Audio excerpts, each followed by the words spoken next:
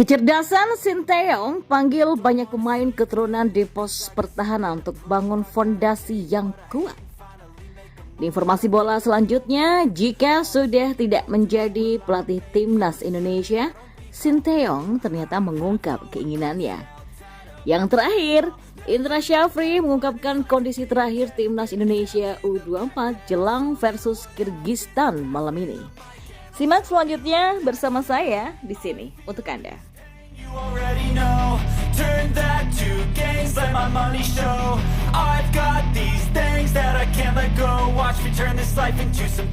Di informasi yang pertama, pelatih asal Korea Selatan Sinteyong terbukti bukan pelatih kaleng-kaleng. Reputasinya bukan hanya di regional Asia, tetapi juga di belahan berbagai dunia. Beberapa pelatih lawan pernah secara terang-terangan mengatakan bahwa Indonesia cukup sulit dihadapi karena memiliki pelatih yang hebat. Bahkan Presiden Alfa juga memuji kemampuan melatih Sinteyong sebelum laga Indonesia versus Argentina pada Juni lalu. Indonesia nggak bisa diremehkan. Mereka dilatih oleh Sinteyong yang kami semua tahu penampilannya, kata Claudio Tapia, Presiden Alfa pada Senin 18 September kemarin.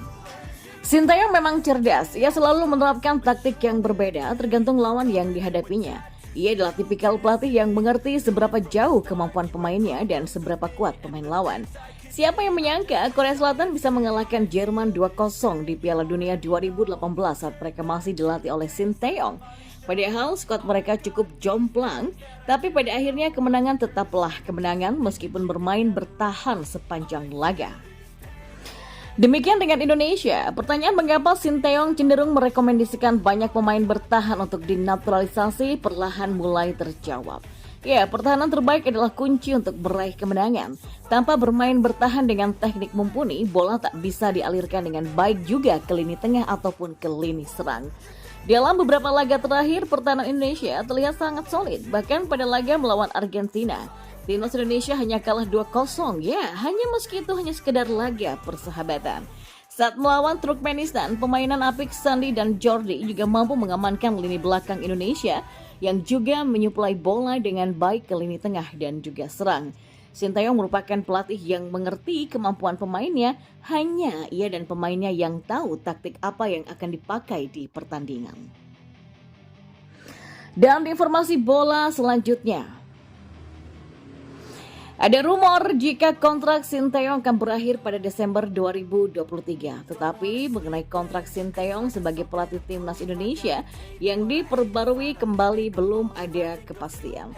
Tapi jika nantinya kontrak Sinteyong dengan timnas Indonesia baik Desember atau bahkan di masa yang akan datang, pelatih Korea Selatan tersebut curhat mengungkapkan keinginan yang selama ini ia pendam. Sinteyong tak ingin hanya dikenang menjadi pelatih timnas Indonesia, namun ada hal lain yang menjadi cita-citanya. Melansir dari Instagram yaitu Timnas Goal, Sinteyong ingin dianggap sebagai sosok orang yang ingin memajukan persepak bolaan di tanah air. Saya ingin dikenang sebagai Sinteyong asal Korea Selatan yang sangat senang untuk memajukan sepak bola Indonesia, kata Sinteyong. Saya hanya ingin mengisi periode kontrak saja, tetapi benar-benar mencintai sepak bola Indonesia, ujarnya kemudian. Ia mengaku kehadirannya untuk membangun fondasi yang kokoh dan kuat bagi timnas Indonesia. Sinteyong tak ingin hanya sekedar menandatangani surat kontrak sebagai seorang pelatih saja, namun ia ingin dikenang dengan jasanya terhadap sepak bola Indonesia. Dan informasi bola yang terakhir, pelatih tim nasional Indonesia U24 Indra Syafri menggambarkan kondisi terakhir skuadnya menjelang partai perdana di Asian Games Hwangzhou. Pasukan Garuda akan berhadapan dengan Kyrgyzstan di Zhejiang Normal University East Stadium pada Selasa 19 September pada pukul 6:30 malam. Rizky Ridho dan rekan-rekan bertolak dari tanah air pada Minggu 17 September kemarin. Sesampainya di sana, mereka akan langsung menjalani latihan pemulihan fisik pada malam harinya. Aktivitas tersebut berlangsung di Jinhua Youth Sports School Football Hwangzhou. Indra menerangkan anak asuhnya sekaligus menjalani proses adaptasi.